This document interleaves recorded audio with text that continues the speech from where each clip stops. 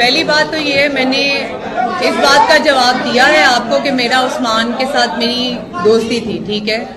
और वो मुझसे निकाह करना चाहता था। मैं 2 साल से उसे जानती हूँ, ठीक है।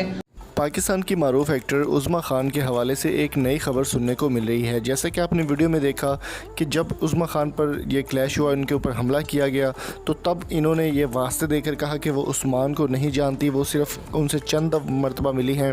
और उस्मान मलिक के हवाले से उन्होंने ये भी कहा था कि उनका कोई इनके साथ इतना ख़ास रिलेशनशिप नहीं है, वो सिर्फ एतकाफ़ की मुबारकबाद देने को उनको आए थे रात के वक्त।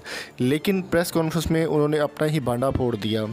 अगर बात कीजिए उज़्मा खान की, तो मलिक रियाज़ की 3 बेटियों ने उनके घर में घुसकर हमला किया और उस्मान मलिक को वहां से लेकर गईं और पाकिस्तान से फ़रार हो चुकी हैं।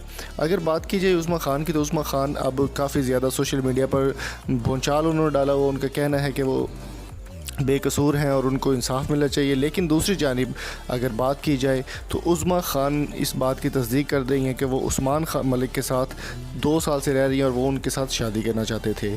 अब अल्लाह बेहतर जानता है कि कौन सही है कौन गलत। कमेंट करके ज़रूर बताएं। अगली वीडियो तक अपना बहुत सारा ख्याल रखिएगा। अल्लाह हाफिज़।